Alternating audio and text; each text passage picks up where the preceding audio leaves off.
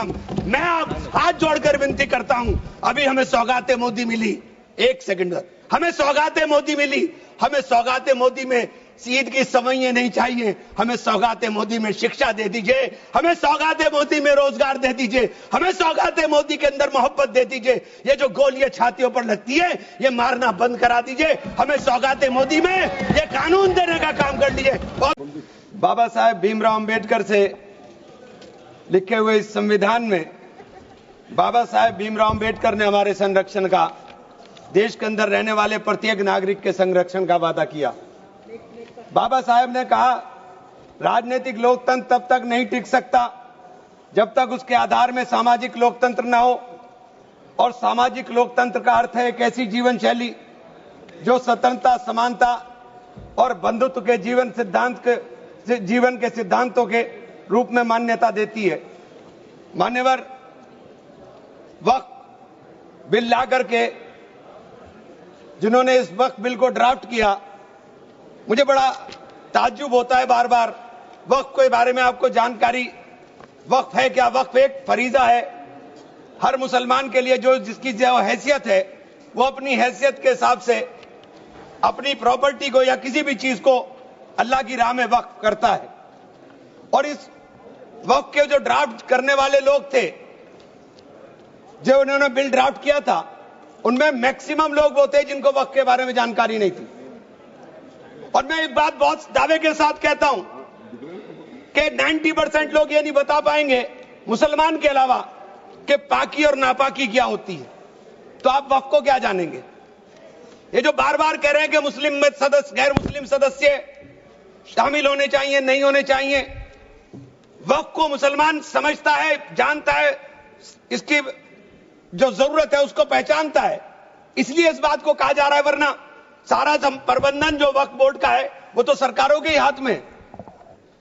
लेकिन इसमें जो सबसे बड़ी बात है कि बार बार ये शोर मच रहा है, जेडीयू भी कहती है, टीडीपी भी कहती है और सहयोगी दल भी कहते हैं कि हमने वक्फ बाय यूजर को खत्म कराने का काम कर दिया।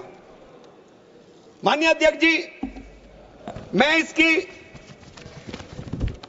धारा 3R1 को, जिसके अंदर वक्फ बाय यूजर था, उसको हटा दिया गया और क्या शामिल किया गया, मैं ये पढ़ करके बता रहा हूं। ये बिल है, इसके अंदर लिखा है, परंतु वक्फ संशोधन अधिनियम 2025 के प्रारंभ पर या उसके पूर्व उपयोगकर्ता द्वारा वक्फ के रूप में रजिस्ट्रीकृत संपत्तियों को उपयोगकर्ता द्वारा विद्यमान वक्फ इसके वक्फ संपत्ति के रूप में बना रहेगा, सिवाय, बस आगे आ गया काम, सिवाय संपत्ति पूर्णतः या भागतः विवादाग्रस्त है या कोई सरकारी संपत्ति है। माने सभापति महोदय, 2005-6 में विभिन्न राज्य के बोर्डों द्वारा सच्चर कमेटी के समक्ष ये कहा गया, दिल्ली में 316, राजस्थान में 60, कर्नाटक में 42, मध्य प्रदेश में 53, उत्तर प्रदेश में 60, उड़ीसा में 53 ऐसी प्रॉपर्टी हैं जिनके ऊपर सरकार के कब्जा किया हुआ है। इसके बाद जब ये लागू हो जाएगा तो इसके ऊपर से वक्फ का अधिकार खत्म हो जाएगा। दूसरी चीज मैं कहना चाह रहा था, जब आपने सिवाय संपूर्ण और पूर्णतः लिखा और या भागतः लिखा, तो आपने पूरी तैयारी कर करके लिखा। उत्तर प्रदेश इसका सबसे बड़ा उदाहरण है। उत्तर प्रदेश में 11,400 हेक्टेयर लैंड वक्फ की, 14,000 हेक्टेयर में से 14,500 में से 11,500 हेक्टेयर लैंड को सरकारी घोषित कर दिया गया है। 78% लैंड को सरकारी बता दिया गया है। और सरकारी लैंड कौन सी है? उसमें इमामबाड़ा है, उसमें प्राचीन मस्जिदें हैं, उसमें 500-500 साल के पुराने कब्रिस्तान हैं, उसमें ईदगाहें हैं, गांव-गांव के अंदर बनी हुई मसाजिद हैं। और आप कह रहे हैं कि आपने वक्फ बाय यूजर खत्म करा दिया। ये इतना बड़ा हथियार दे दिया कि आप जाइए, लड़ते रहिए।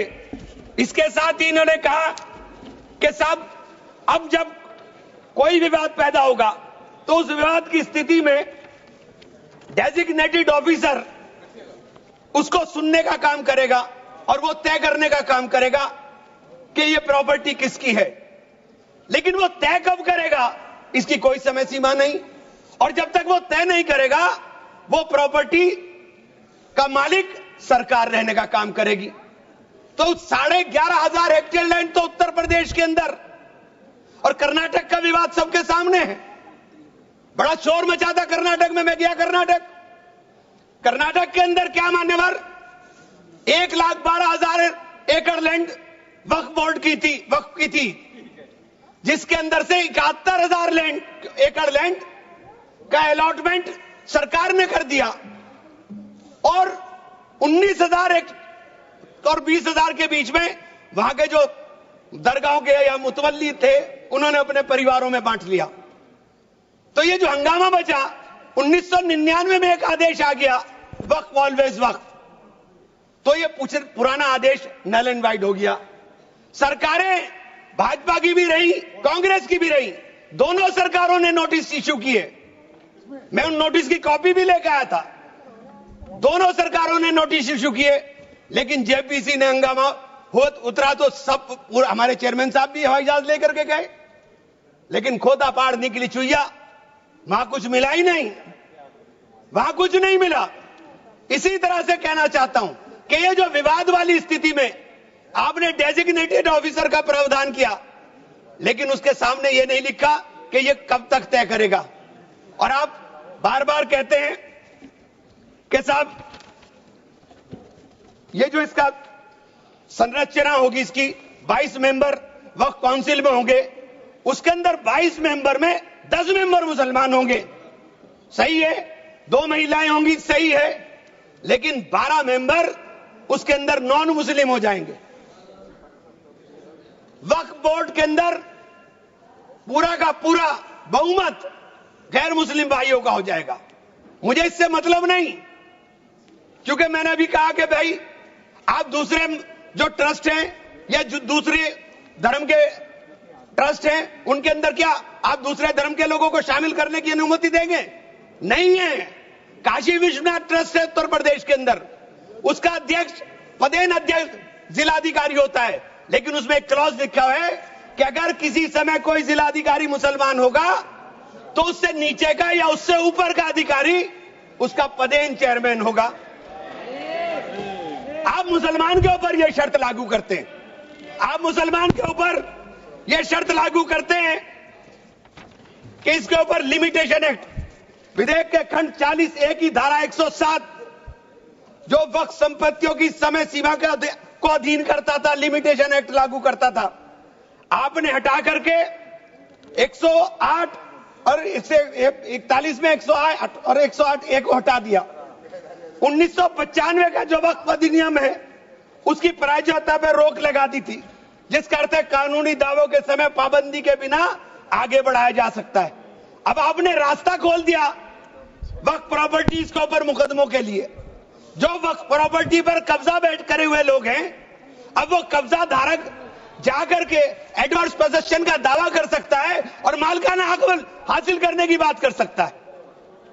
आपने जो अपराध करने वाले लोग हैं, जो कब्जा करने वाले लोग हैं, वो पहले गैर जमानती हुआ करता था, आपने उसे जमानती कर दिया, आपने उसे अधिकार दे दिया कि तुम कुछ भी करो, तुम्हें जमानत कराने की जरूरत नहीं है। तो आपने तो पूरा का पूरा खुला मैदान उसके सामने खड़ा कर दिया।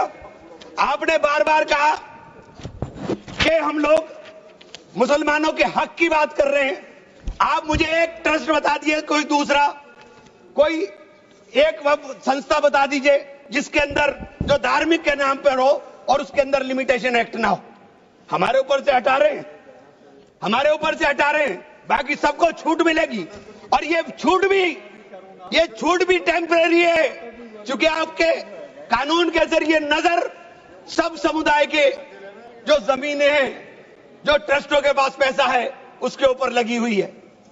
हमारी जमीन, ये बार बार वामसी पोर्टल का जिक्र हो रहा था, वामसी पोर्टल में प्रॉपर्टी 4,90,000 से एकदम मंत्री जी ने, माननीय मंत्री जी ने कहा 7 लाख कुछ चली गई। तो ये प्रॉपर्टी कोई वक्त नहीं की गई किसी ने। ये जो वामसी पोर्टल के ऊपर दर्ज हुई संपत्ति, कब्रिस्तान, कब्रिस्तान के अंदर वसूगा, एक प्रॉपर्टी वसूगा, एक प्रॉपर्टी मस्जिद, एक प्रॉपर्टी में कबर, एक ही प्रॉपर्टी की 3-3, 4-4 बना दी। और आपने बता दिया कि वामसी पोर्टल ने, और 10 साल माने मंत्री जी, 10 साल का बहुत समय होता है। जो काम आप 10 साल में पूरी संपत्तियों का रजिस्ट्रेशन नहीं कर सके, मान्यवर प्लीज सब प्लीज आप मान्य नहीं, वामसी पोर्टल पर आपने बार बार 10 साल में काम नहीं कर सके। आप कह रहे हैं कि 6 महीने के अंदर सारी संपत्तियों का रजिस्ट्रेशन करा लेना, और सारी संपत्तियों का अगर रजिस्ट्रेशन नहीं होगा तो वो संपत्तियां वक्फ की नहीं बचेंगी। रजिस्ट्रेशन कौन करेगा? रजिस्ट्रेशन आपके अधिकारी करेंगे। जब 10 साल में नहीं कर सके तो 6 महीने में कैसे करेंगे? और ये पूरी तरीके से संविधान विरोधी कानून है। साथ अनुच्छेद 14, अनुच्छेद 16, अनुच्छेद 26 और अनुच्छेद 25 का सीधे सीधे ओवरलैपिंग करने का काम करता है। आपसे अनुरोध है कि माननीय 2 मिनट का समय और दे दें। ये बार बार कहते हैं कि प्रैक्टिसिंग मुस्लिम। आप एक बात बता दीजिए, आप प्रैक्टिसिंग मुस्लिम की बात कर रहे हैं, आप किस तरह तय करेंगे कौन प्रैक्टिसिंग मुस्लिम है? ये कौन बताएगा कि आपकी क्या परिभाषा है प्रैक्टिसिंग मुस्लिम की? सारे मुसलमान 5 वक्त नमाज नहीं पढ़ते, सारे मुसलमान रोजा भी नहीं रखते, और उसका पैमाना क्या होगा कि वो मुसलमान है कि नहीं है? तो ये आपने रास्ते इस तरह खोल करके ये सीधे सीधे जो संविधान के अंदर हमारी धारा 14 में अधिकार है उसके ऊपर आपने अतिक्रमण करने का काम कर दिया। मैं आप लोग एक माननीय चेन्नप्पा रेड्डी के एक कथन को जरूर कहना चाहूंगा। हमारी परंपरा हमें सहिष्णुता सिखाती है, हमारा संविधान, यह संविधान हमें सहिष्णुता का अभ्यास कराता है। हमें इसे कमजोर नहीं करना चाहिए, यही संरक्षण दे रहा है हमें। यह बाबा साहब के सपनों का संविधान है कि उन्होंने देश के अंदर रहने वाले प्रत्येक नागरिक को, जो गरीब से गरीब नागरिक है, उसको वो अधिकार दिया जो सामने बैठे हुए हमारे प्रधानमंत्री को होगा। वो ये अधिकार बाहर सड़क पर बैठे हुए एक मजदूर को होने का काम होगा। ये बाबा साहब का संविधान है। मान्यवर, इसे कमजोर करने का काम मैं आप हाथ जोड़कर विनती करता हूं। अभी हमें सौगाते मोदी मिली, एक सेकंड, हमें सौगाते मोदी मिली। हमें सौगाते मोदी में ईद की सवैयां नहीं चाहिए, हमें सौगाते मोदी में शिक्षा दे दीजिए, हमें सौगाते मोदी में रोजगार दे दीजिए, हमें सौगाते मोदी के अंदर मोहब्बत दे दीजिए। ये जो गोलियां छातियों पर लगती है ये मारना बंद करा दीजिए। हमें सौगाते मोदी में ये कानून देने का काम कर लीजिए।